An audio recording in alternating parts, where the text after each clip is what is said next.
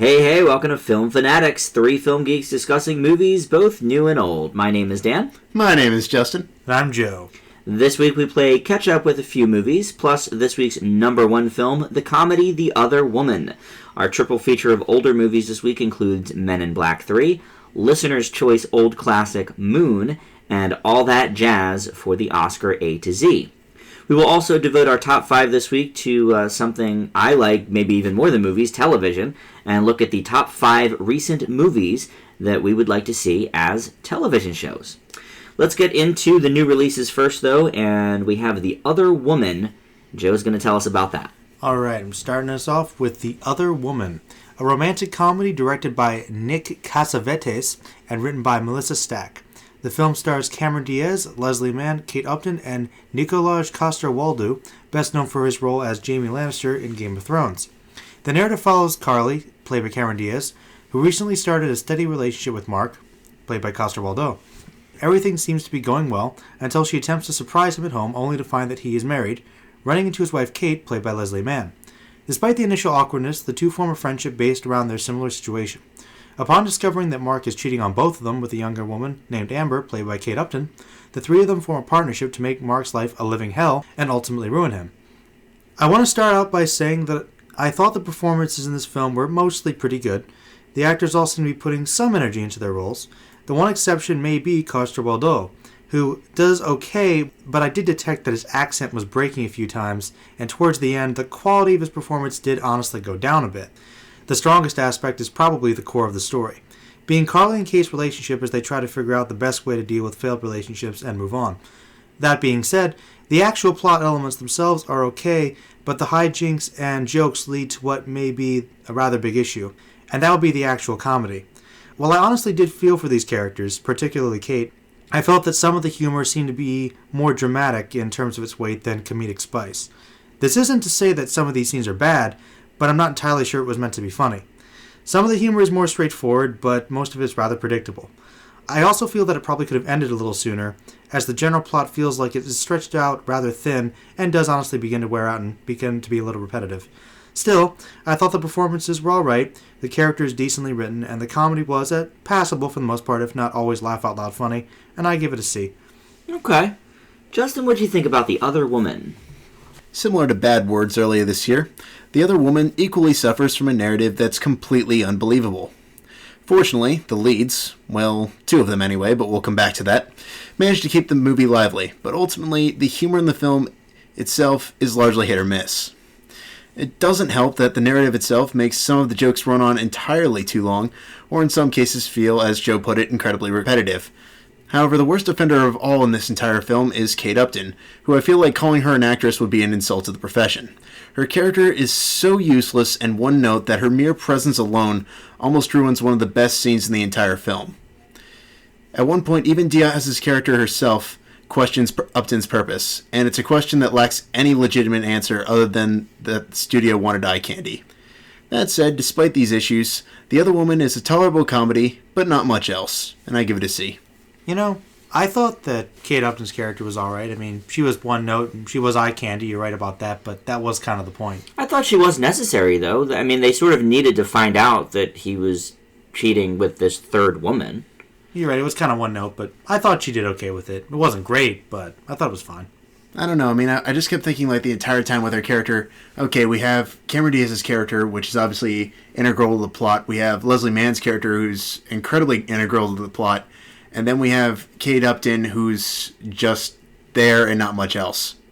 I mean, yes, I understand they wanted a third person, but it doesn't go anywhere. Well, actually, it did go somewhere. Yeah, I don't agree with that. I mean, I think, they all three of them find out he's then cheating with a fourth woman, which I think sort of lends itself to the repetitiveness that you guys were talking about. Mm-hmm. But I do think that a third participant in the hijinks is necessary. Otherwise, it would have just kind of been like the two of them talking for the rest of the movie. Right. Oh no, I mean, I was fine with a third character. I just was thinking like, okay, I like these other two characters so much. I feel like her character is so completely unnecessary that it just kind of pulls everything down. Well, if you want me to be honest, I think that if anybody pulled anybody down, it would be Nicki Minaj, who I didn't even mention in my review because I think she was useless. Nicki Minaj she was truly useless. Terrible. I know you hated, well, everyone did, really, the Temptation Confessions of a whatever last year from Tyler Perry. And you mentioned about how terrible Kim Kardashian was. I think this is, Nicki Minaj takes the Kim Kardashian, year. A, why is she in this movie?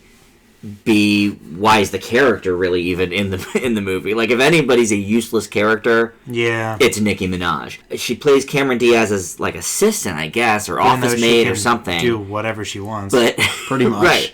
Like, there's no reason you couldn't have had any of those gals that we meet in the one scene at the reception desk, playing the Nicki Minaj character. Yeah.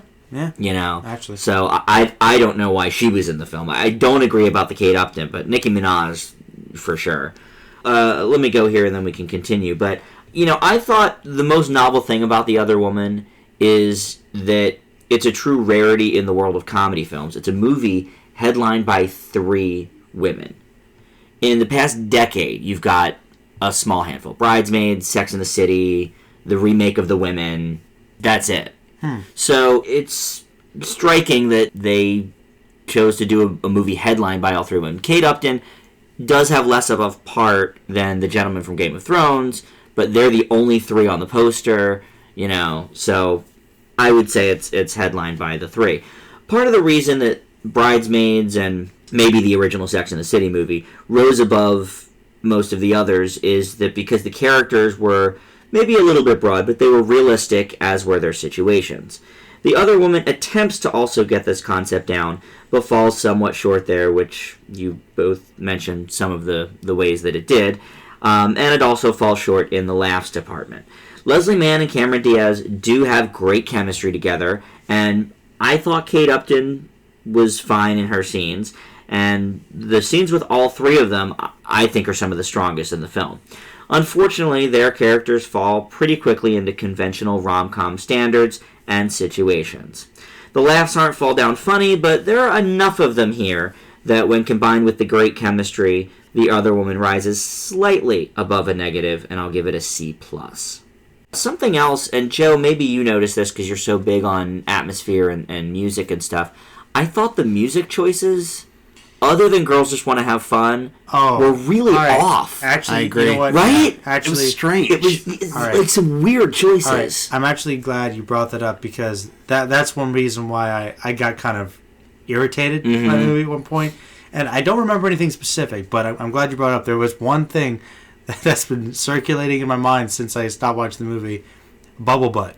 Yeah, the Bubble Butt song was weird. I don't know. I was cringing at that scene. When Diaz and Mann first sort of hit it off, and they're in Cameron Diaz's closet, like trying on shoes and stuff, there's a ballad acoustic version of Hit Me With Your Best Shot. Yeah. It makes no sense. Yeah, some of the music choices were very off for the movie. I do agree. I mean, even Girls Just Want to Have Fun is obvious, but at least it was placed well in the film. That was the only one. Every other one I just... And to be perfectly honest, when that came on, I was like, that's pretty obvious. Yeah, I mean, it's like, pretty on the nose. Okay. But I mean, it worked.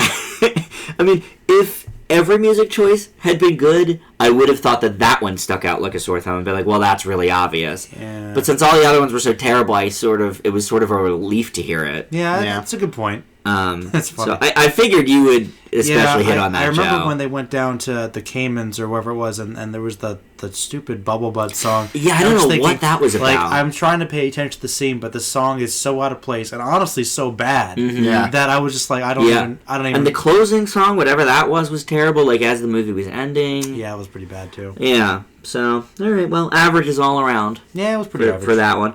All right, up next is DisneyNature's Bears, and Justin's going to tell us about that. Skye is a grizzly bear just coming out of hibernation with her 2 cubs, the clingy Amber and the ever-rambunctious Scout.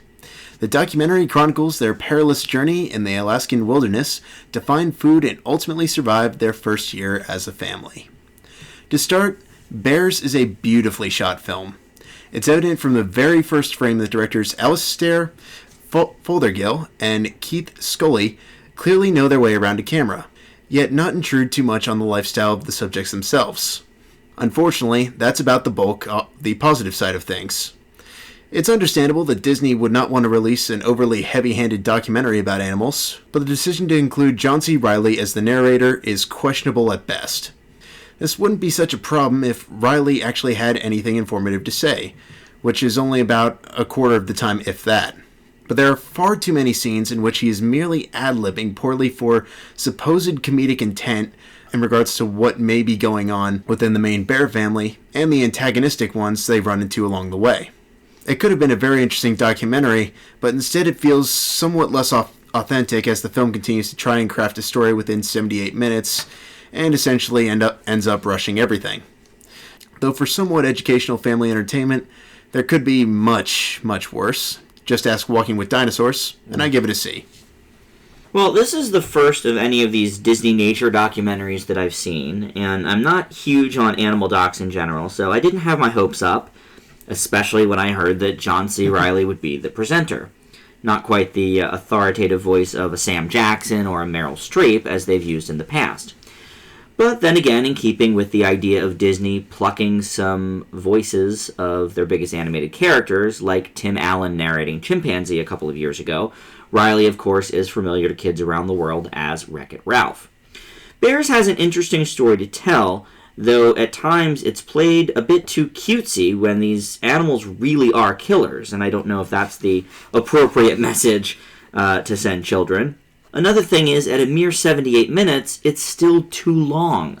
I feel it would have been better served as a 1-hour National Geographic special.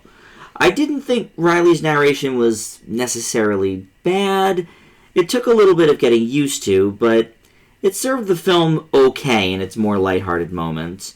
But all said, what the DisneyNature cameras capture is astounding, both in the cinematography and how up close and personal they get with the bears. I also definitely learned a fair amount that I had no idea about, which is the point of any good documentary. So for me, Bears gets a B. Joe? Most people complained about John C. Reilly as the narrator for this film, and I also, kind of like Dan, thought that once you got used to him, he actually did a pretty fine job. I tried to look at this film for what it was, and that would be a nature documentary. And even more specifically, a nature documentary aimed at young children. You can be educational without getting too much in depth and still have some sense of fun enough for kids and adults to be interested. The element that stands out the most for me, though, is actually the amazing camera work. I love the wide sweeping nature shots and the intricate technique of filming literally right in front of these animals. I just think that's really impressive. In terms of narrative, it told a decent enough story and gave each of the bears some personality enough that you do care about them. It probably could have mixed things up a bit, but overall I would say that it was a success for what it was trying to do. If it were more in depth of a documentary, I think it would probably be a grade that was significantly lower, but it gets a B-. Okay. Justin, I don't necessarily disagree with your C. I think it's probably fine. Just knowing how you grade things, I would have thought that the cinematography and the visuals would have maybe bumped it up a little bit higher. Because they really were. I mean, and we all mentioned it. Oh, no, I have absolutely zero problem with the look of this film. It's very beautifully shot. These people definitely knew what they were doing. The problem is, like I said, I really was not a big fan of John C. Reilly as narrator for this.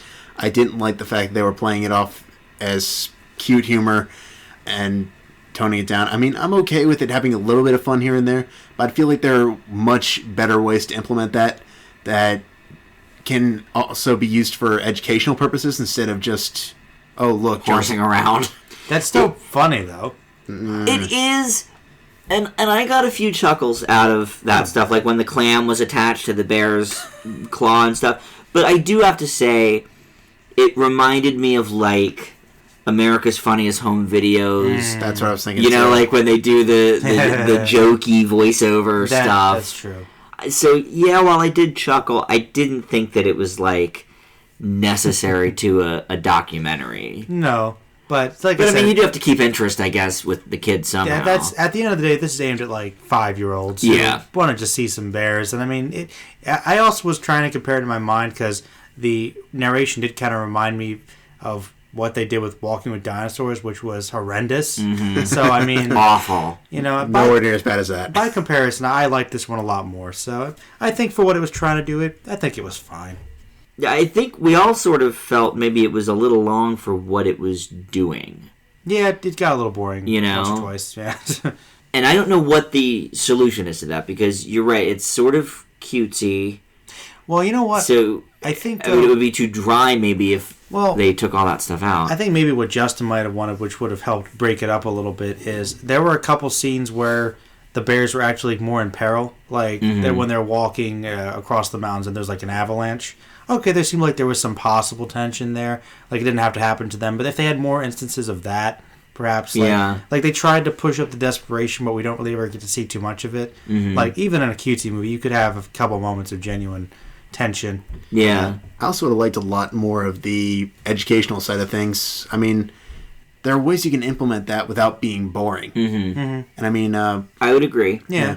And, I mean, I think if John C. Reilly had done... I mean, obviously it was, whatever the script he was given. But, I mean, if they had him do more of that kind of stuff, I think he could have injected some of his personality a little bit into it, but have it be with educational stuff, at the forefront. Because I, like Joe, didn't hate the narration. Right. When I first started listening to it, I thought it was a bit off-putting. But once in a while, I thought that, like you said, if he did speak more seriously, he'd be fine.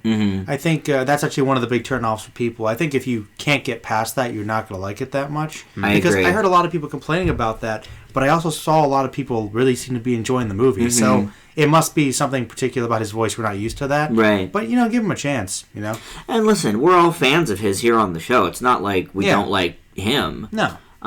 But yeah, I don't know if it was the strongest choice, but it wasn't as off-putting as I initially expected it to be. You could definitely tell, though, that it's his first time doing something like that. Well, yeah. Yeah. So, he was a bit rough there. Like, you could even hear in his voice there were hints of uncertainty, like, I'm saying this funny line. I'm not entirely sure if it's going to work, but here it is. Yeah, I mean, I feel like kids might get bored with it, to be honest. Oh, I think it's too long for this kind of a movie for kids. For kids, maybe. I mean, I know they were having a lot of schools go to it, and I believe it was sent to certain schools to be viewed, in assemblies or whatever. I don't know. So obviously it was aiming for that audience. I feel like there are definitely going to be some kids that watch it and that want to learn more about bears. I feel like you'll definitely get those kids. It'll intrigue them enough. I agree with Justin, though. I learned stuff, but I don't think I learned enough for a 78-minute movie. I learned enough for maybe a half-hour movie. Yeah. I would have liked to have learned more, too.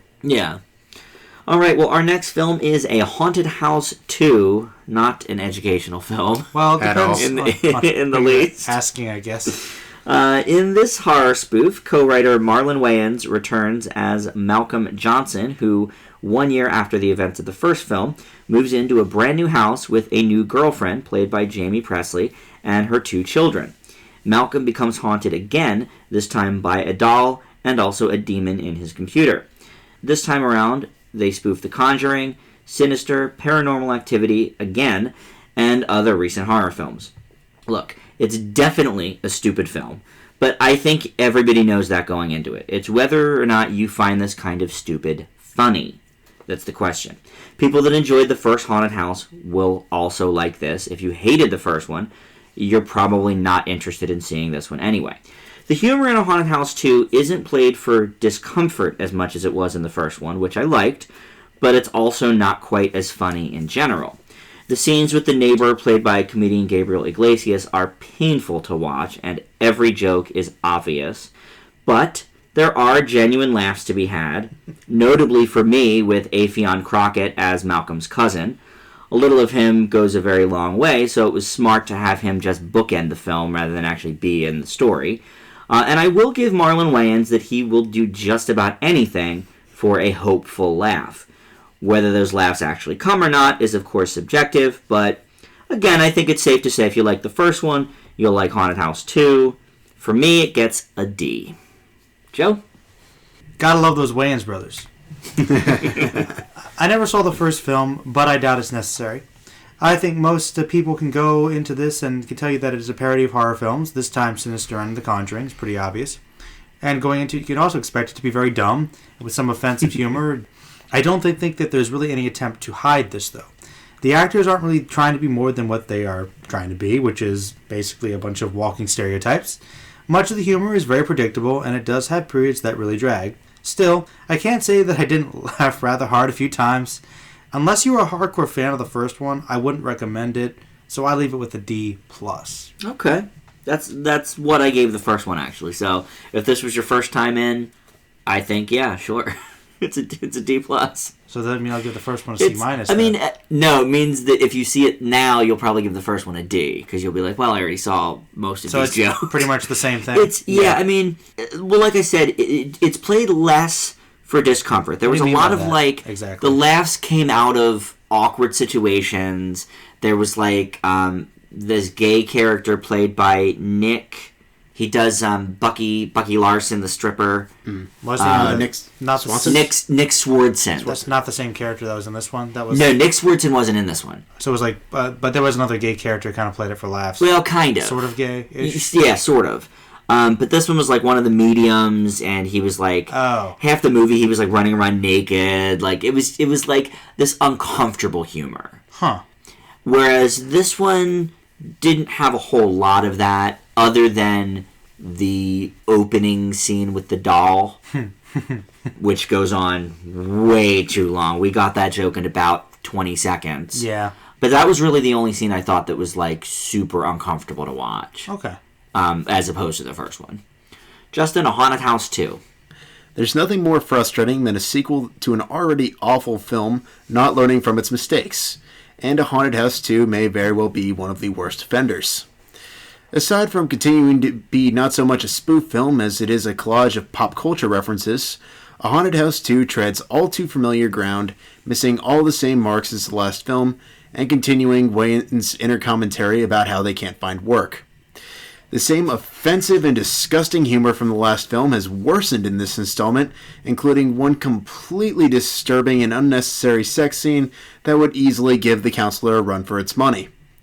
It's honestly a pity because the found footage genre could easily lend itself for some great spoof material, yet neither this film or the original has been able to pull it off. Instead, A Haunted House 2 is a sad and lazy excuse for a parody movie, and I give it, just like the original, an F. Or Scary Movie 5. Or Scary Movie 5, which ended up in my bottom 10 last year. You also give that an F. I didn't give any of these three movies an F. You say that it didn't learn from its mistakes the first time around, this and that, but I think, like Joe mentioned, they know this movie's stupid. I think you could tell that from the trailers. And like I mentioned, I think it depends on whether you find this kind of stupid humor funny. I mean, obviously, Justin, these movies aren't for you. You hate this kind of humor. You hate how it's presented. But for the people that like it, you could see them enjoying A Haunted House, too. Bad humor's bad humor. Humor is the most subjective thing, I think, in movies. So I don't agree with that at all. Well, I mean, I know that there were people laughing. There are people that really liked the first film. I don't love it. I don't like it, even, really. No. But I never watched it again. When you say it didn't learn from its mistakes, I don't think it's trying to do anything that different from the first movie. Exactly. I think it's playing to its audience that enjoyed the first movie. But that's just it. I don't even know if there was an audience, because it's offensive to everybody. And I do mean literally everybody. It's not like... Oh. It's not like Trey Parker, Seth MacFarlane, equal opportunity offender, but rather just we want to literally do all these tasteless jokes at basically everyone and everything and hope something works. Oh, it's tasteless. But, I mean, some people really enjoy that, I guess. No, I mean, people went to see it. People also went to see the first one and Scary Movie 5 for that matter. Doesn't mean they were any less awful. Obviously, some people find this funny, or they wouldn't make them. I mean, they make a lot of money because they're made on such a shoestring budget. But I was going to say, I'm not entirely sure I consider that a fair statement given the fact that they're on like $1 million budget. That's why I actually think that's kind of brilliant filmmaking to a certain extent. I mean, if you can do a movie, whether or not you put like a lot of effort into it or not, if you can find a way to market it in such a way that you filmed it and produced it rather cheaply, and you know people will go out and see it, that's still smart marketing at the very least. You know, and I mean, I honestly don't think that he cared. I think he knows, like, you know what? He knows it's stupid. I'm making a stupid movie. People know who I am. They'll see me do stupid things. And you know what? Some people laugh in it. He's still essentially throwing everything up in the air and hope something sticks, but... Well, but a lot of people do that, though. I don't necessarily disagree with that statement, Justin, but I think that was what he set out to do. He knows he's not making, some high concept movie here, And I'm aware of that. That's not really a mistake, then, from his perspective. He didn't have to learn from any mistakes. He doesn't think he's making a mistake because it worked last time. But my point is, you would think, like, okay, this worked in the last movie, let's play that off again. This didn't work. Instead, it's just, okay, we're still gonna spitball this and hope something works. And it continues to be a misfire. He doesn't learn from his mistakes. He continues to throw everything he can possibly muster at the screen. There's no attempt at even trying to do anything even remotely clever or entertaining with the material. I don't agree with all of that. I think that's a sweeping generalization. I think he's doing things that make him laugh. He's got a purpose. And, yeah, I mean... He's got a goal. One last thought on this, Justin. Fire away. I know not all Fs are created equally. This is true. But you do have to admit that this one at least had a more cohesive storyline than Scary Movie 5. That I think is an example of let's throw it all to the wall and see what sticks. I will grant you that. However, I will also add to that, it wouldn't take much. That's okay. That's a fair statement. But at least you know Scary Movie 5 was terrible. Haunted House 2 is not the bottom of the barrel for you, is what you're saying. Oh, no. I mean, like, the first one was bad and just narrowly escaped my bottom 10 for last year. The year's still young. I'm sure there's plenty of much, much worse movies down the line, so... F's on the way. I don't know. You hate this kind of stuff pretty good, though. I can easily see this one in your bottom 10. We'll see. Yeah, we'll see. We'll see at the end of the year. All right, well, moving on is Cuban Fury, and Justin's going to tell us about that. Bruce, played by Nick Frost, was once a talented salsa dancer until a beating shattered his spirit and brought it all to an abrupt halt. However, when he discovers that his new boss, Julie, played by Rashida Jones, has a passion for the dance style as well, Bruce rekindles his fire inside and tries to compete with his arrogant friend Drew, played by Chris O'Dowd, to win her heart. There's one thing Cuban Fury has going for it in abundance, it's charm. While the story is largely familiar and predictable, the humor the ensemble brings to the table keeps it well above stock film territory. Even O'Dowd, as the film's central antagonist, has more than a couple of entertaining, albeit somewhat mean-spirited bits. That said, the film does have a handful of moments where the humor doesn't always work, such as evident in the rather weak side characters and a few cartoonish quote-unquote fight sequences to create, and in one case, solve some of the film's conflicts. These sequences aren't necessarily bad, but feel out of place with the already witty and more efficient comedic banter. Overall, Cuban Fury's never too far from familiarity, but it is an entertaining and fun film, and has more than a couple good laughs deserving of a B. Alright, well, I think we're pretty much on the same page with this one, Justin. I think it's really nice to see an adult romantic comedy where the couple isn't already together. All the romantic comedies we get are either really young, like That Awkward Moment, About Last Night, or they're already together. Here we see people meeting in their late 30s to early 40s, and it's really quite touching. Nick Frost can definitely carry his own film away from his usual cohort Simon Pegg, and the salsa obsession was a nice backdrop. He has decent chemistry with Rashida Jones, but my big problem with the film, as Justin mentioned, is the terrible side characters. Bruce's friends, especially his newest one, the super gay fellow dancer Behan, played by Kiyan Novak, are all annoying, and Behan specifically isn't so much that he's offensive in his overt gayness, he's just not funny. O'Dowd, as Bruce's coworker and rival, gives a decent performance, but we're so used to seeing him as the nice, put-upon romantic interest that it's a little bit jarring to see him play this mean. Now, Ian McShane as Ron, Bruce's mentor, both past and present, is another really bright spot. Justin didn't mention him, but I'm sure. That's a good point. Yeah, I thought he was really good.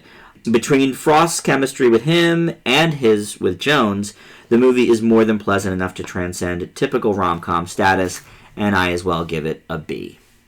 If you're a fan of Peg and Frost stuff, if you're a fan of dancing, if you're a fan of rom-coms, I think it hits on a lot of different levels. Oh, yeah. Yeah, unfortunately, Joe didn't get to see this one, but it should be out on home video pretty soon. It was a very, very limited release for that one in theaters. It could be up my alley. I mean, I think you'd like it. Yeah. It's pretty funny. I do. It's got some good, funny moments. I do like Nick Frost, though. I don't think I've ever seen him by himself. I've seen Simon Pegg by himself. So Nick Frost was in Pirate Radio, Snow White and the Huntsman, and Kinky Boots and Penelope, all without Simon Pegg, and a couple others as well. Justin mentioned Attack the Block. Okay. So, I mean, we've seen him in, bit parts, but certainly not carrying a movie like he does here. Okay. And, I thought he did a good job. All right, well, up next, we've got our home media moment. This is a movie that is recently released on home media and on demand. And this week, that is Twice Born. A mix between English, Italian, and Serbian. This film stars Penelope Cruz as Gemma, a woman reminiscing about a love affair she experienced decades earlier during a harsh war in Sarajevo.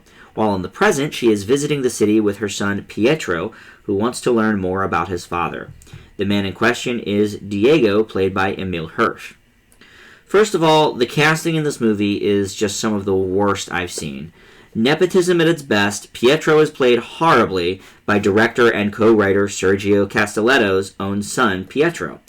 And there is almost zero chemistry between Cruz and Hirsch. I'm no Penelope Cruz fan, but her acting alone was by far the best of the film. She gives a good performance, even if she couldn't really carry it over to the romantic scenes with Hirsch. It's just all over the place. It jumps up and down the timeline awkwardly. Its pacing is bad. I don't know. There's not a lot here that I liked.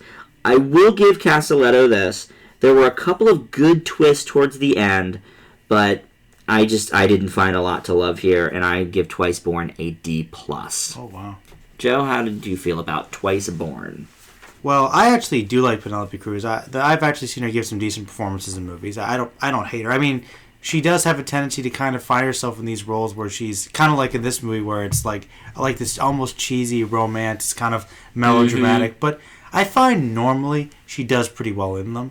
In the few movies Maybe I've just seen her in bad movies. Well, I know that could be it. Because like Vicky Cristina Barcelona, I really didn't like. Never saw that one. What were some of the other Counselor. ones, Justin? It seems like with if it's good, then it's Salma Hayek. Well, I get the two confused, but the only way I can tell the difference is if it's a terrible movie, it's Cruz. It does seem. If it's a good movie, like Savages, Salma Hayek. It does seem like Counselor Penelope Cruz. She does end up in some kind of bad movies. Yeah. But I think she's a decent actress. The biggest problem with Twice Born is that it has potential to be a really good romantic tale with some great character exploration, as well as a look at Eastern European culture. Sadly, this film is rife with pacing issues, uninspired transitions, and flat acting. The worst part, though, is the sappy music, the overuse of cliches, and honestly, some of the worst dialogue I've ever heard. Like, it was... Okay. That's not good. It's no big surprise to me that most of the actors aren't taking it seriously. It just sounds like someone who's never had an adult conversation wrote every conversation. It really kills any dramatic weight that the movie has, potentially. I still like the general idea of the story, though, and there is a hint of something really good here, and I also really did enjoy some of the cinematography. I thought it was pretty decent. But overall, in terms of the story and just the dialogue for these characters was just so bad that I thought the execution fell way too short. Still, for the potential and honestly some acting from the Cruz that was good and some hints of good things, I would also leave it with a D+. I honestly felt like I was following the Russian stereotypes from XXX, the villains from that movie, except these people were much less interesting. Oh, I can totally see that. I mean, the guy that she met, who was having the constant flashback with her guide, he was like playing it over the top like the main bad guy from XXX, except the bad guy from XXX was more interesting. I can totally see that. And believable. And I was just like, it's that guy. He was like 10, 20 years older. The Anarchy 99 guy. Like, that's... I didn't know he had a love affair with Penelope Cruz before he met Vin Diesel. I guess so, yeah. That's pretty awesome. That was his timeline. All right, Justin, what did you think about Twice Born? Twice Born is an incredibly ambitious effort, but unfortunately it set a bar that the casted leads were not quite able to meet. It's an epic story filled with great cinematography, but due to the average at best performances from Cruz and Hirsch, it drags in more than a couple spots. However, this is mostly noticeable during the segments that are in English, in contrast to the remainder of the movie. While the film does run a bit on the long side, the way it ties together amidst the dramatic beats is incredibly clever, though occasionally disturbing. Twice Born is a decent film that could have been great had different actors been cast, and about 20 to 30 minutes trimmed off the running time, and I give it a C+. Okay. Not too bad. A little bit less than I thought you were going to give it, so that's good. I thought you were going to go the other way with it. I agree that it had a lot of potentially good ideas, and just between the acting and the execution, it just was not working out. Way too sappy. Yeah, and it was too long. Yeah. Justin was the one that hit on that, man. 2 hours and 10 minutes was way too long for... I mean, if it had been executed better, I could have gotten with it. Because the end kind of was good. Like, I liked some of the twists that were going on. But at that point, like, I didn't really care anymore about any of the characters. I feel like if it went down to like an hour 50, would have been perfect. Yeah, trim 20 minutes, 25 minutes off. I think that probably would have been better, yeah. I think it's actually interesting you pointed out that the son, her son was actually played by the director's son. I hated him. He was the worst. He was the worst. I didn't like the character either. Nope. I thought he was kind of pointless as well, actually. Yeah. So he also co-wrote the movie and wrote his son a terrible part.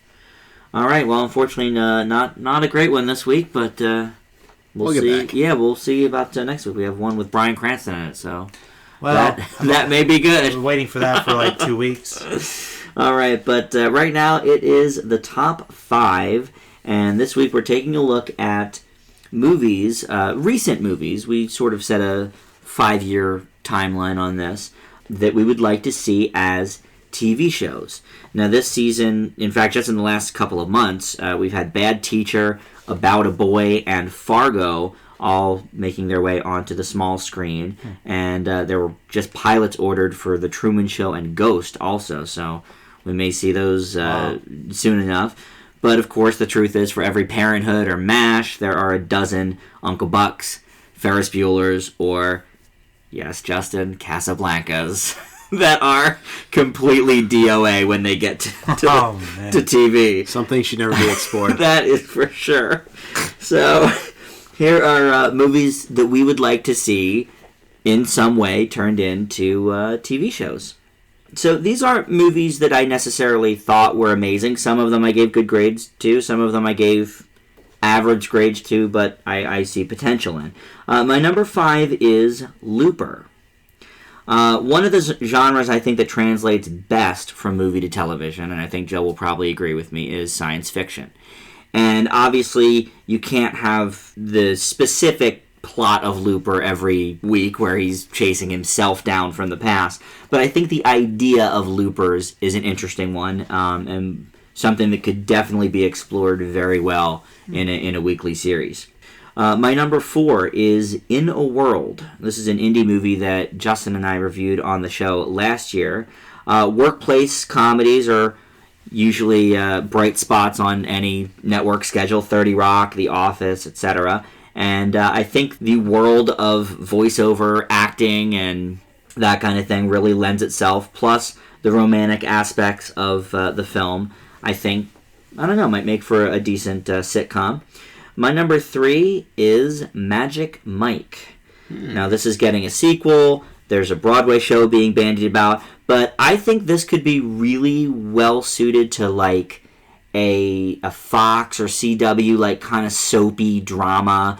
You know, you get the underbelly of the stripping world and the drug stuff and the conflicts with relationships because you're a stripper, and I can see it. Good, like, Melrose Placey kind of thing. Maybe put it on AMC. Yeah, or AMC. Yeah, make it a little more seedy. I'm not sure about CW. Yeah, for that. that's true. I just thought CW because they always skew so young. I mean, they could. See, I could see CW. Yeah, or FX maybe. I'm pretty sure it'd be pretty bad. Maybe FX. FX, I could see it. Get some nip tuck. That's going to be the title of the pilot episode. Yeah, Nip and tuck. Nip tuck. Get a little nip and tuck. I don't know. I thought that might be interesting. Not bad. All right, my number 2 is maybe a bit of a cheat, but it is Peabody and Sherman. This was obviously already based sort of on a show from the 50s, which we talked about when we reviewed it a couple of months ago, but that was never really a full half-hour show, and also kids today have no idea that it existed. And you see a lot of these animated hits going to series. You have the Dragons show, Ice Age, or not Ice Age, the Penguins of Madagascar, that horrible movie Barnyard from a few years ago got a show for a while. I think Peabody and Sherman would be really cool just because there's endless possibilities on where they can travel in time. And I think, you could actually get the original cast members. I mean, people that are already on shows do voiceover work all the time. Ty Burrell could certainly reprise his role here. Justin? Number 5, Source Code. I thought the conclusion of this film could leave itself very open for a TV series. Investigating timelines of different bodies, or possibly from even different people, could really set up a kind of unique spin on time travel shows like Quantum Leap. I love that movie. That's a good choice. Number 4 is one that Dan threw my way last year, and that is It's a Disaster. I think it would be great to expand on the overall universe that the film set up and keep the general romantic comedy in a dark setting tone, but further the character development. I could see this being kind of what they're trying to do with, I believe it's called Mixology, where it's like a party, but they're sort of taking you through it like an hour an episode. Mm-hmm. And I feel like seasons could even focus on different houses, or even from the chaos itself of whatever actually caused the overall disaster. It's funny. I thought about that one, and I didn't think maybe there was enough there. But you're right. I mean, I guess if they stretched it out over a long period of time, they could definitely get a few seasons out of it. I think it would be a lot of fun. Number 3, The Fantastic Mr. Fox. I think there's so much quirky hilarity that could really appeal to not only just kids, but adults as well. And it would really create a great opportunity to explore some of the characters from the film that we didn't really get to spend a whole lot of time with, and provide great new stories. Yeah, I mean, that would be like a good Adult Swim show, or I could see it like Animation Domination on Sundays. Mm-hmm. Yeah. Very cool. And my number 2, Short Term 12. The movie was a great story filled with great characters, and as we all mentioned in our reviews, there's really only so much you're going to be able to cover in one mere film.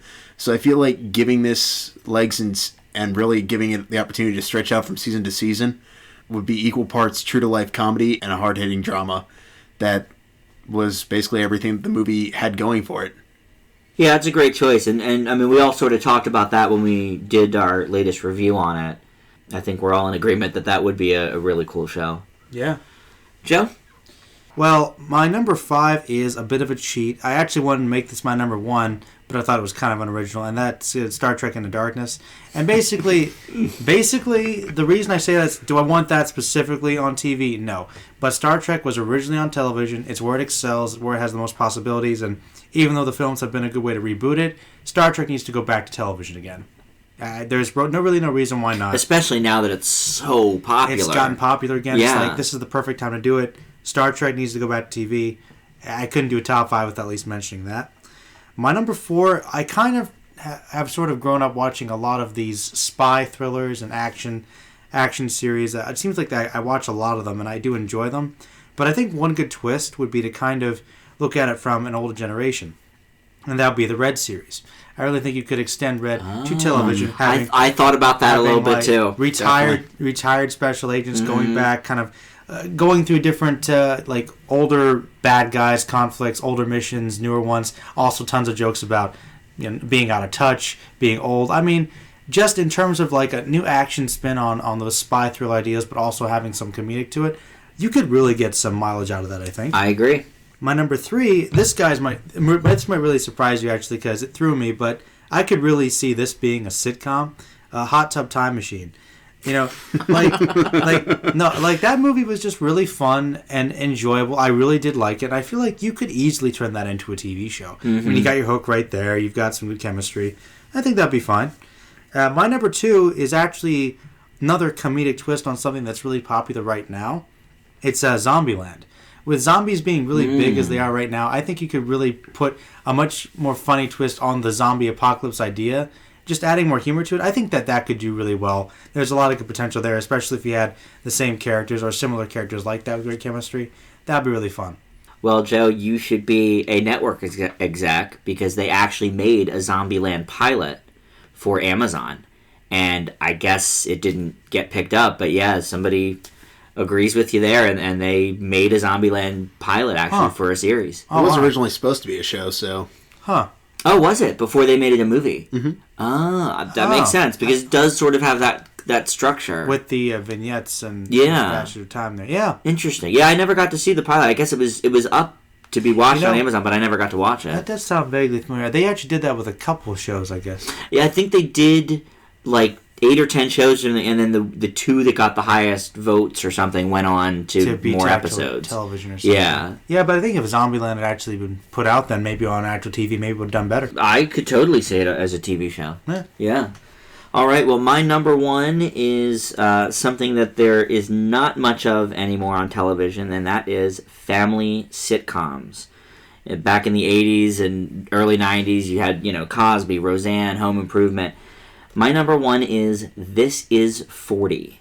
Now, the movie I didn't love. It was too long, not funny enough in certain parts, but the concept of it is great. I loved that we were revisiting these same characters that were in Knocked Up. And Paul Rudd has done a ton of television before with Friends and some other things. So you could even, I think, maybe get him and Leslie Mann to, reprise these exact roles. And I think it would be a very, very strong family sitcom. Huh. Justin? My number 1 is a movie that does not get enough attention from 2009, and that is Ink. For anyone who's unfamiliar with this movie, the general synopsis is...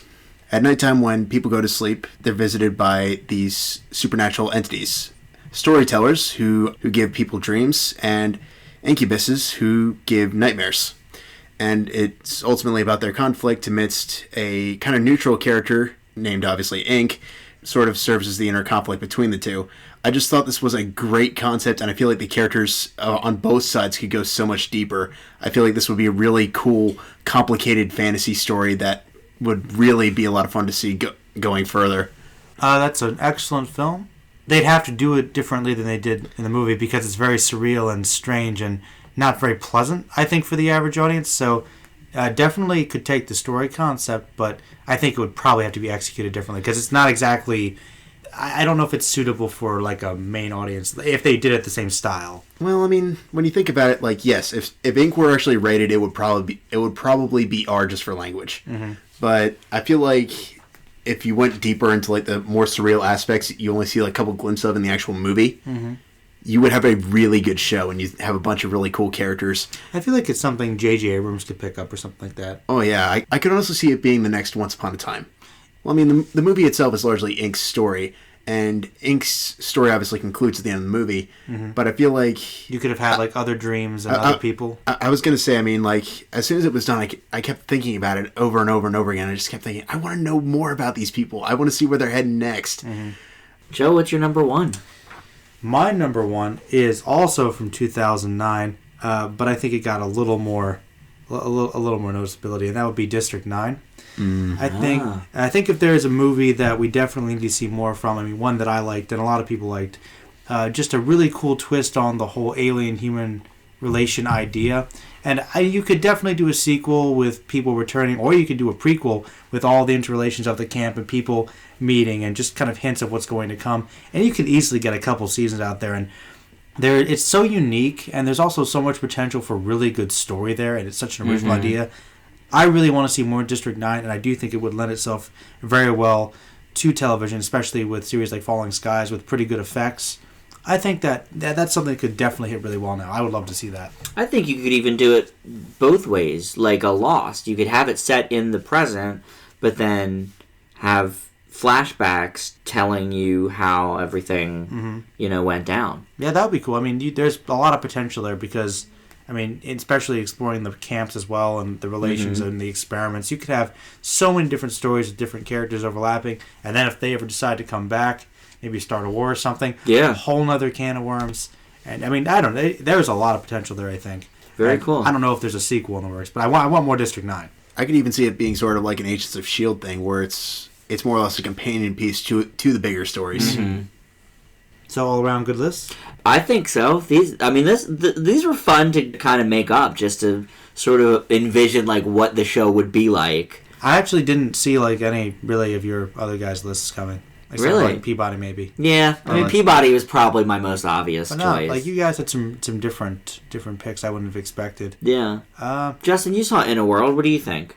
I didn't think about it when you said it. I was still a little bit tentative, but I mean, I feel like if you went further with the characters, I could see it working. As you would, of course. Yeah, it definitely need a good writer, but I just think now that, so many workplace comedies are off the air, like the ones I mentioned, I think it would be a nice fit to have. And that's like an industry that, as we talked about in the review, nobody ever hears about. Mm-hmm. And you could have comedic potential with the movies they're doing voiceovers for, and make them silly. And I mean, really, it's a pretty. Not to mention great guest spots. Yeah, that's true too. Great guest spots, and it's a pretty indie cast too. I mean, I imagine you could probably get a lot of the cast members to just do it. Oh, definitely.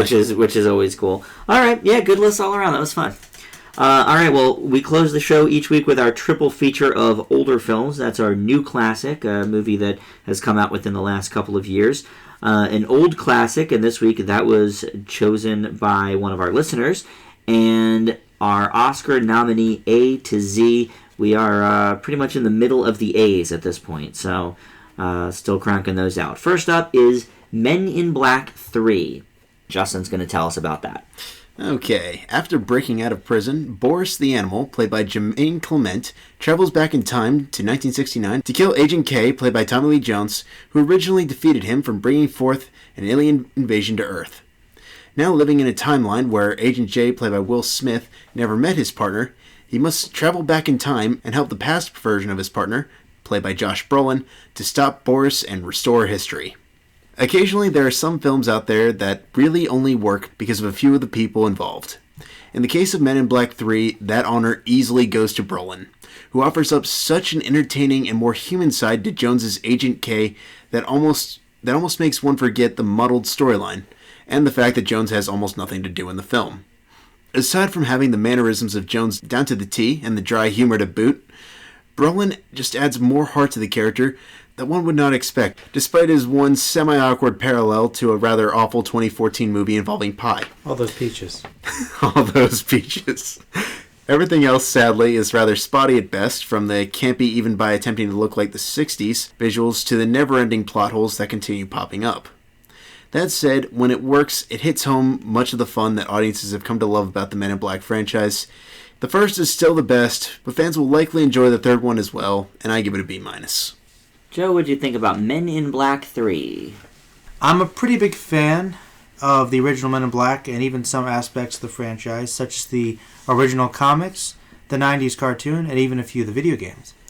Oddly enough, I feel that the film sequels are the weakest pieces of the Men in Black universe. The second film was okay, and this one was also okay. As much as I like Agent K's character and Tommy Lee Jones, the fact that the character keeps returning does something of a disservice to the character, whose journey was neatly wrapped up in the first film.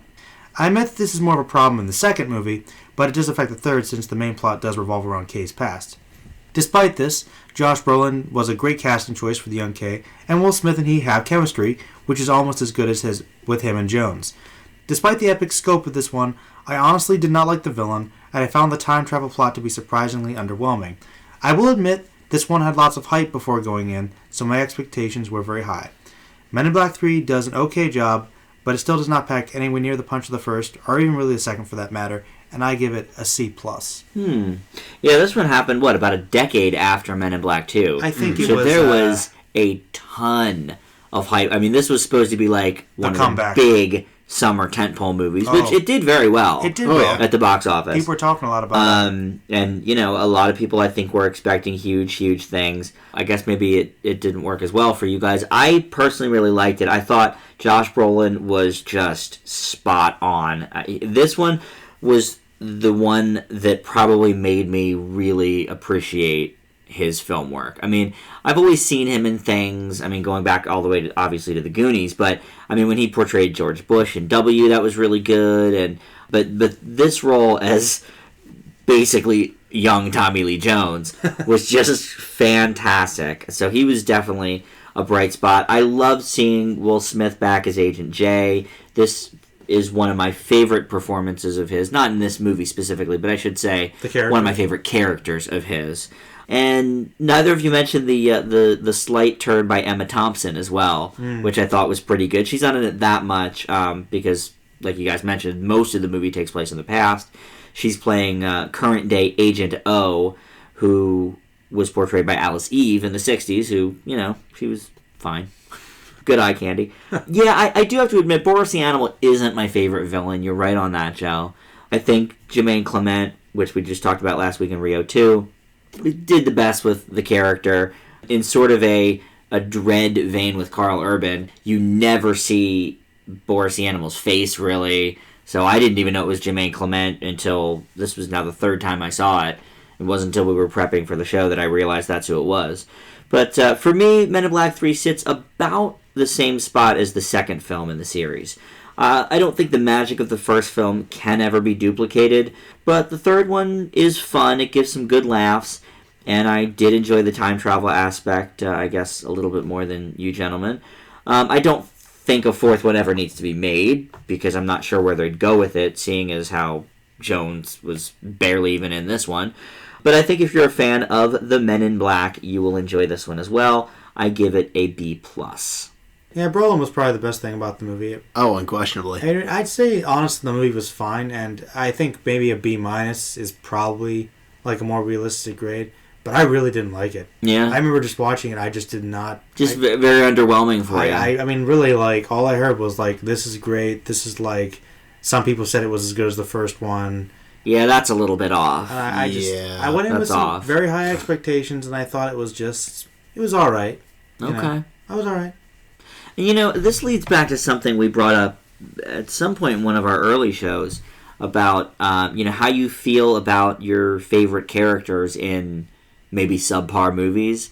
I sort of always lean on the side of, I'm happy to see my buddies again. Mm-hmm. So maybe I look at some of these movies like Men in Black 3 with rose-colored glasses a little bit. Maybe a B+ is high. I don't know. I like seeing my characters again, but I like them to be in good movies. To be perfectly honest, I really liked Thor. I thought Thor Dark World was kind of cruddy. Yeah, that is true. I loved all the Dark World wasn't very good. It was great to see them in the movie, but I wish I had seen them in a better movie. Yeah. Oh, yeah. I can see that. I guess for me, I just meant sort of after a long span of time. I mean, obviously Thor we've seen in a few movies recently. Mm-hmm. But, this was the first time in a long time that we've seen the Men in Black. And that's probably why people were excited for it. Yeah, I guess so. Maybe if I had seen it in theaters, like when it first came out. Oh, so you saw it long after it even came out. It was like a couple months afterward. I remember when it came out, I had actually really wanted to see it. And maybe if the mentality had been a little different, but it was a good while afterwards. Mm-hmm. Like it had been on DVD for a while. I wanted to see it. And I'd never seen the second one up to that point, so I saw the second one in preparation of that one. Okay. So I got to see them back to back as well. Second one's not bad. Second one I didn't like as much the first time I saw it. Then I saw it again, and I thought it was all right. I agree. When I saw the second one originally, I thought it was just not good. But then I saw because the first one's so great. Exactly. But then I watched it as well before I saw the third one, and I thought, decent. Okay, this is actually pretty good. It's decent. Yeah. And maybe if I watch the third one again, I might bump it up a little bit. But I just remember, possible. I just remember my feelings about it were like I was just very disappointed by it. Okay, fair enough. All right, well, up next is our old classic, and this week was a listener's choice slot. And this one was brought to us by listener Yui Kari. We certainly appreciate that. A couple of suggestions from that listener. So the other one will go in the kitty for next month. So we'll see if we pick another one. If you have a listener's choice that you would like us to review for the old classic slot, only requirement really is that it's more than 2 years old. Just let us know what that is on the comment section, or you can talk to us on the Facebook group as well, Film Fanatics with an exclamation point. This week's is Moon, and Joe's going to tell us about that. Moon, a 2009 science fiction film written and directed by Duncan Jones. It is his feature debut. It stars Sam Rockwell and features the voice talent of Kevin Spacey. Taking place in the year 2035, the film follows Sam Bell, played by Rockwell, a solitary miner who is coming to the end of his lonely 3-year contract mining helium on the moon. Since communication with Earth has been cut off, the only source of comfort Sam has are recordings of his wife Tess, and his only companion being the robot named Gertie, voiced by Kevin Spacey. After having a hallucination, Sam falls unconscious. He then overhears Gertie receiving instructions not to allow him to leave the base. After some investigation, Sam finds another man who looks and sounds exactly like him. My synopsis will stop there. Moon is a very interesting film. Much like many previous novels, movies, and video games, Moon does use rather common idea in science fiction and implements it to comment on some rather controversial ideas regarding society. Moon does this with a rather unique style and with some rather good dramatic tension leading up to a pretty good twist. My experience with it was somewhat different than other people might expect, as I was expecting a less straightforward sci-fi and a more of a surreal thriller. Briefly toying with the ideas of hallucinations and madness, I feel that this film could have been an intriguing look into the soul of a man left in a solitary position. In a way it was, but with a more blunt thematic connection revealed by the ultimate twist. This might affect future viewings. Still, the atmosphere of the film is haunting, and the plot does lead to a strong message on topics that are relevant even in today's political climate. It is a rather simple film, but it is one of the great performances by Rockwell that really carries it, as well as great cinematography, a good story, and some good classic sci-fi themes and ideas. And I leave Moon with a B+. All right. Justin? A film managing to pull off a great deal of material with so little is a feat in and of itself, so one truly has to give credit where credit is rightfully due, as with the case of Moon. Director Duncan Jones crafts a unique sci-fi drama within the confines of a mostly empty space station, relying only on his great leading man Rockwell, the voice of Spacey, and some really clever editing. The end result generates more than a couple moments of legitimate suspense in regards to the inner happenings of what truly is going on. Although there are a few minor instances of possibly trying slightly too hard, and a somewhat anticlimactic conclusion, Moon is a great start to a very promising director that I am very excited to see where he's heading next. Here's hoping the epilogue graphic novel, and I'm certain eventual movie, Mute, will bring it all home, and I give Moon an A. And this is from the same gentleman that did Source Code, correct? That is correct. In your top 5 for this week. Mm-hmm.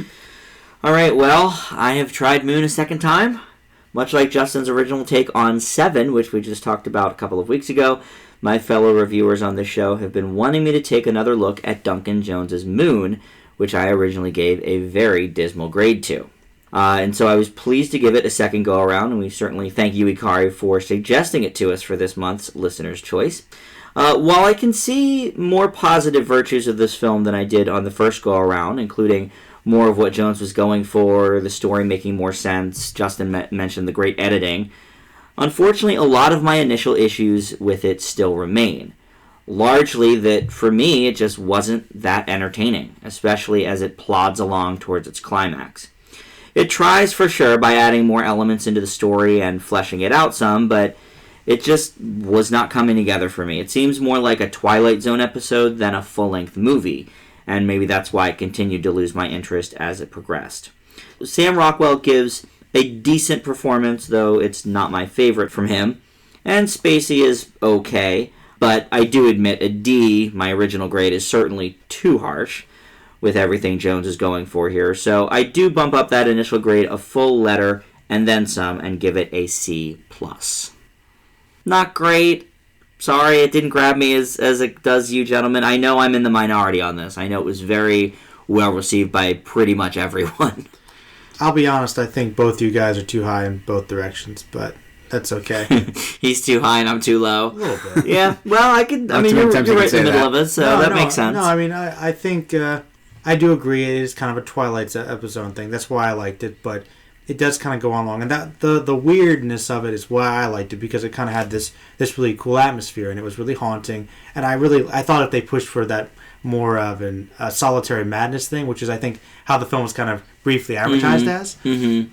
That's what I was expecting it, going, and I didn't think it was actually going to be as straightforward. Ultimately, it was the story that ultimately was. Which, yeah. And Justin mentioned the kind of anticlimactic ending. I hated that. I hated like the whole explanation of what was going on. I was like, oh, well, I've seen that about 1,000 times. Right? Yeah. I was like, okay. I mean, it's classic. I'll give you that. But I was like, I was expecting something more open ended or bizarre, and especially with what it seems like they were trying to do. I mean, like, he really seemed like when it was going somewhere, oh, what's going to happen, And for me, I obviously wasn't as interested as you gentlemen. But, yeah, when it hit the climax, I was like, all right, well, okay, got it. It seemed, I mean, and I know some people argued it was a little overly preachy, and I don't know, maybe. Then again, there's always a classic moral, kind of like with Twilight Zone. I was just like, and we said don't do this. Yeah. And if that's I didn't have a problem with the morality aspect of it. I thought that was fine. Yeah. I was going to say, I don't really consider the Twilight Zone aspect of it a bad thing. I think there's a lot of Twilight Zone episodes that would make for great movies, and I think a few of them actually have, not counting the actual movies themselves. Well, yeah, because the movie itself was just 4 episodes. Yeah. Exactly. No. Definitely, you could have Twilight Zone movies that have worked. There have been plenty of those. Oh, yeah. As for the conclusion, which obviously we can't talk too much about, I honestly kind of like the anticlimactic conclusion. I thought it resolved what needed to be resolved, but it still provided an opening if they wanted to go further. And that's where I think Mute is going to go. See, my problem with it was, like, I actually think that it's a great movie.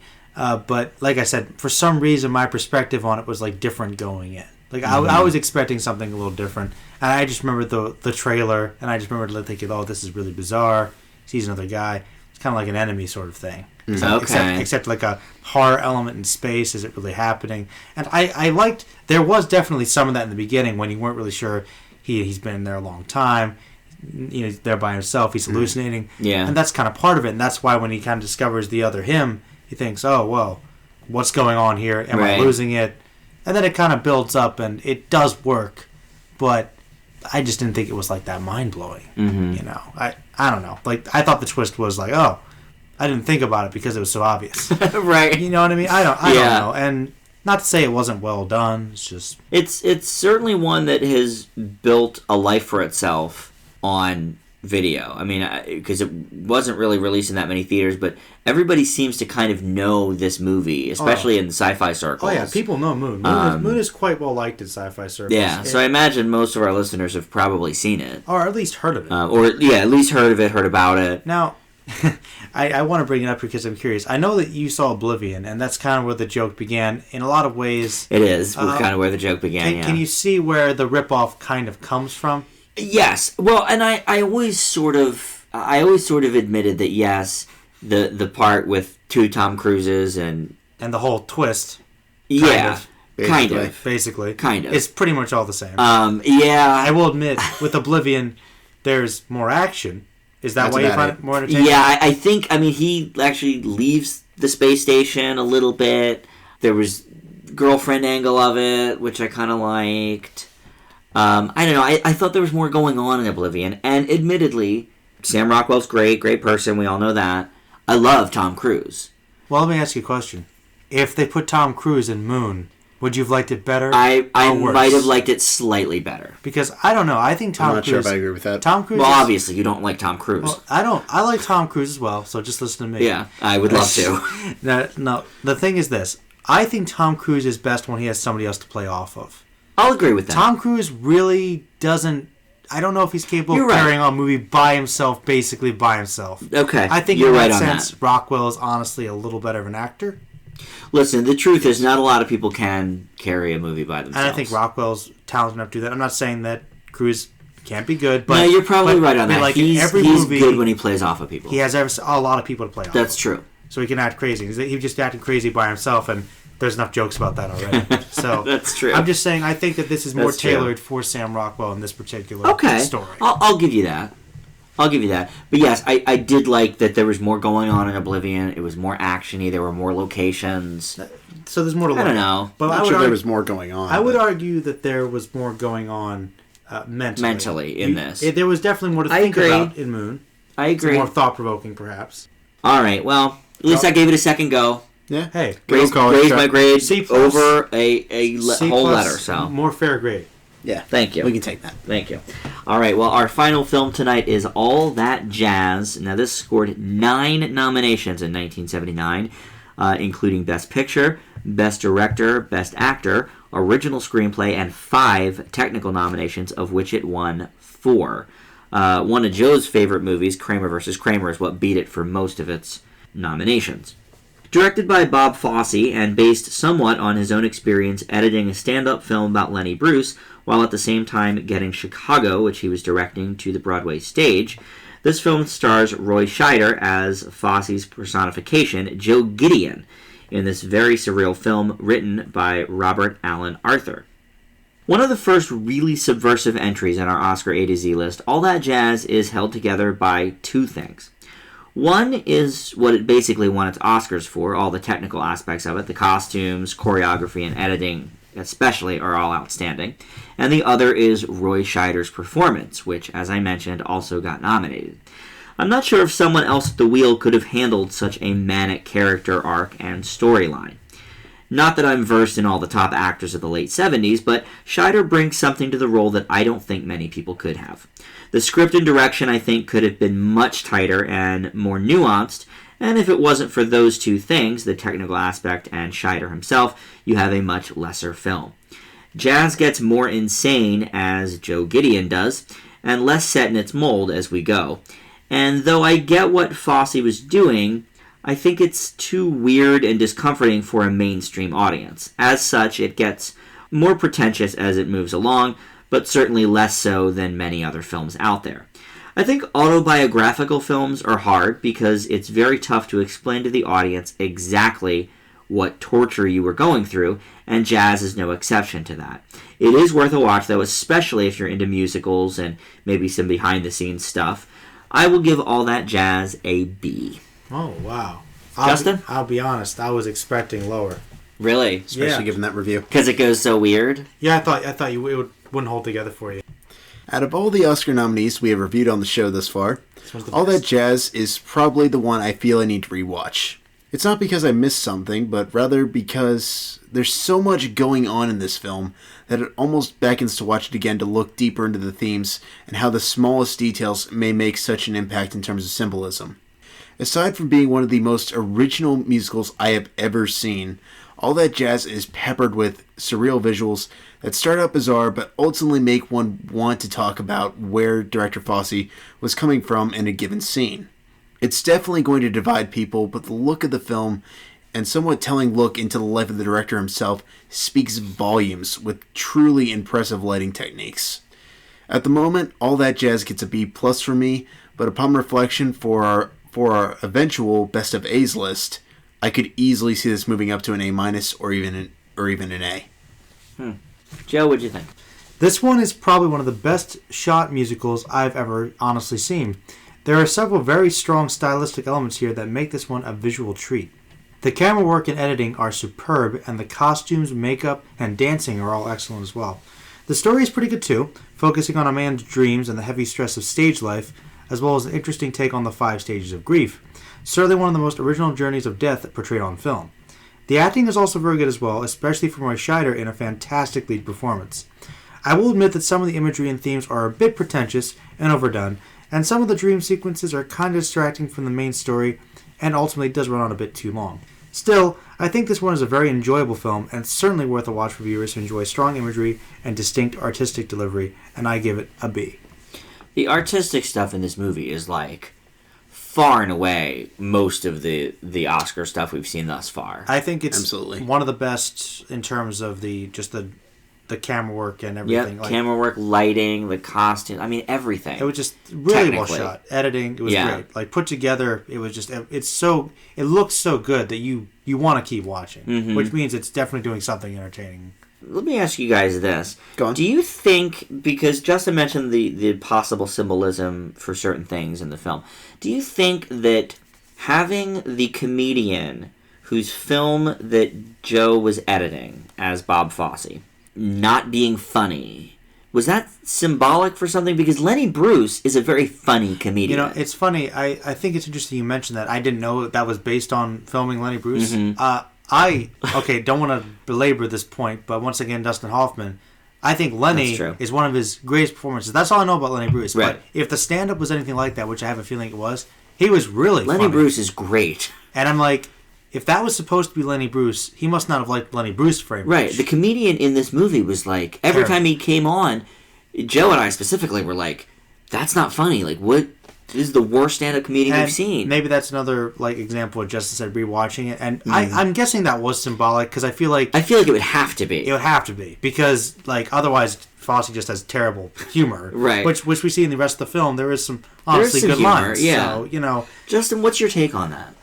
I felt like it was sort of Lenny Bruce's character sort of acting as a critic towards Joe Gideon as a character. Like every time we see him, he's generally talking in Gideon's general direction, almost like he's breaking the fourth wall. About something Gideon's going through. Yeah. Sort of as like an inner demon, more or less. Okay. Yeah. I mean, I'm not 100% on that interpretation. Right. I liked it, though. It could work. Yeah, I mean, as symbolism, I think it could definitely work. As stand-up comedy, it did not work at all. No, that's true. And was terrible. But I do agree. I think that was probably purposeful. Because I'm pretty sure that's honestly... I mean... I know that there are some I think that makes more sense than it doesn't. Yes. There's some stand-up comics out there that have really mean, nasty, unfunny comedy. Right. That is some kind of a thing, but usually those comedians don't last very long. Right. Mm-hmm. And I have seen Lenny Bruce wasn't one of them. No, Lenny Bruce was, really influential, and then he was a Right. great artist and entertainer, and that's why he was probably used by Bob Fosse in this film as part of his own story, his own experiences. So... I don't know. Maybe that is the critic angle there. Maybe there's some other angle about his own personality reflected there. But I agree. I'd have to watch it again and look at it. Well, it definitely made me want to watch Chicago again. Because I've only seen Chicago once. And I'll say one thing. Since this is about the making of Chicago. I think I personally liked Chicago a little more. And in terms of being a musical, I like the music in Chicago a lot more. Yeah, so, I do too. I don't know. I was kind of hoping for like some of the old songs, not completely different ones. Right. Maybe to see some more connection there. But it was still interesting to see the production of it originally on stage, like in the 70s, with a different flair, but you did see some of the similar themes and ideas, which might be one reason why it was used to be the basis of the film. Yeah. You think about it, once again, stardom, fish out of water, True. Pressure, murder. All these ideas. So well, and I don't know whether this is the case or not, but he may not have been granted the rights to use the music from Chicago, and that's why they didn't. I didn't think about that. Because I thought there was going to be songs from Chicago in this as well. But, I mean, you could tell there were scenes. Right. But, obviously the jailhouse. But no music. But it was, completely different. Yeah. All right, well, that is going to wrap it up for the show this week. Next week, we've got a huge show with The Amazing Spider-Man 2, which is poised to be one of the summer's biggest hits, and summer blockbuster season is upon us, so a lot of big hit movies to review. Whether they're good or not remains to be seen, but we'll see. If you have not subscribed yet to our YouTube channel, go ahead and do that. If you are one of our regular listeners, get us your listener's choice for Old Classic. We'll be doing that at the end of May again. And you can join us on Facebook at Film Fanatics with an exclamation point, where you can also check out our weekly 5-word reviews leading up to the posting of that week's episode. And the Twitter is Film Fanatics Pod. That's going to do it for this week. We'll see you next time. Bye!